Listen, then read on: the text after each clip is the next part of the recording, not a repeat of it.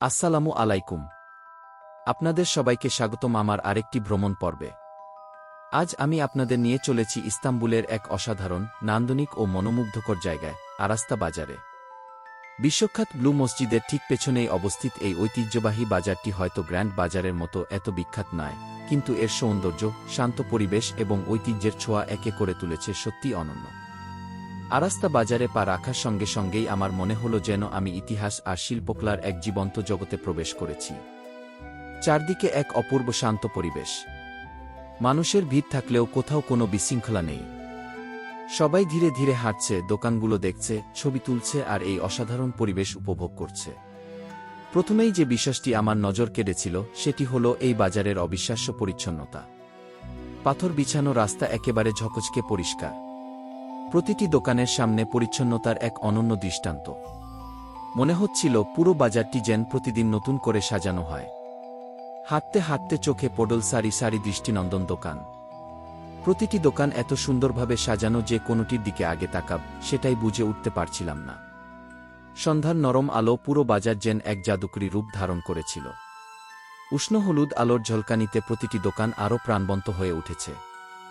মনে হচ্ছিল আমি যেন কোনো চলচ্চিত্রের সেটে হাঁটছি। প্রথমেই চোখে পড়ল বিখ্যাত টার্কিশ ডিলাইটের দোকানগুলো। নানা রঙের, নানা স্বাদের এই মিষ্টিগুলো এত সুন্দরভাবে সাজানো ছিল যে দেখে মনে হচ্ছিল রঙিন রত্নের স্তূপ। পেস্তা, ডালিম, গোলাপ, লেবু, কমলা, কত যে স্বাদ! শুধু দেখলেই খেতে ইচ্ছা করে।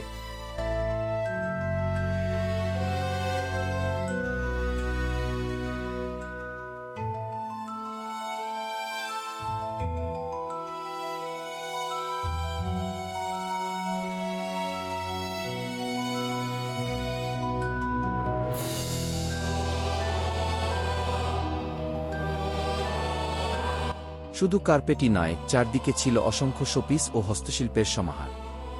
রঙিন সিরামিক প্লেট, নান্দনিক বাটি, ছোট ছোট অলংকার, ঘর সাজানোর নানা সামগ্রী, প্রতিটি জিনিসেই ছিল তুরস্কের শিল্প ও সংস্কৃতির অনন্য ছাপ।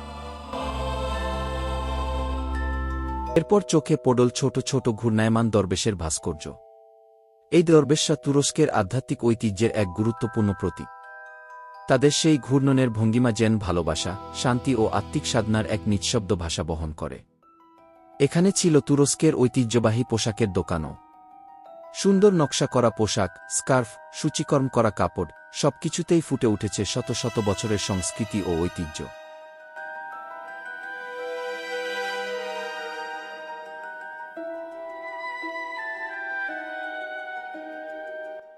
আরও ছিল শুকনো ফুল, নানা ধরনের ভেষজ, হাতে তৈরি সাবান এবং দৃষ্টিনন্দন গয়নার দোকান।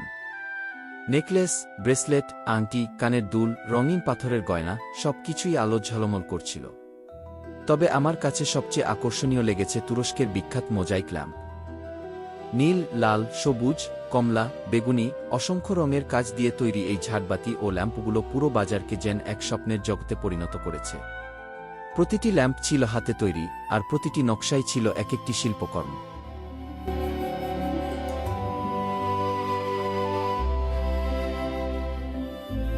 ধীরে ধীরে পুরো বাজার ঘুরে আমার মনে হলো, আরাস্তা বাজার শুধুমাত্র কেনাকাটার জায়গা নয়।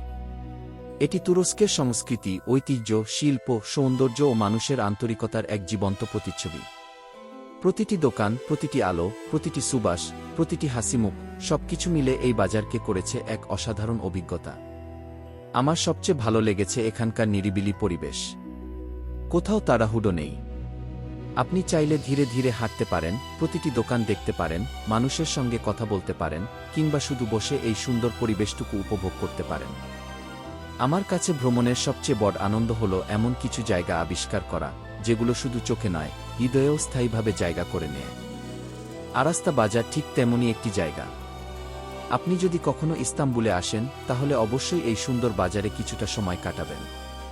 টার্কিশ ডিলাইটের স্বাদ নিন, রঙিন মসলার ঘ্রাণ উপভোগ করুন, ঐতিহ্যবাহী কার্পেটের সৌন্দর্য দেখুন, মোজাইক ল্যাম্পের আলো মুগ্ধ হন, আর অনুভব করুন তুরস্কের প্রাণস্পন্দন।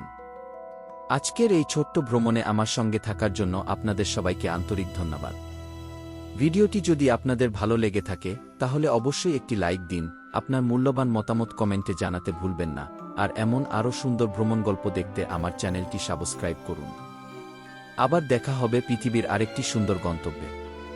সেই পর্যন্ত সবাই ভালো থাকুন, সুস্থ থাকুন আর ভ্রমণের স্বপ্ন বাঁচিয়ে রাখুন। আল্লাহ হাফেজ।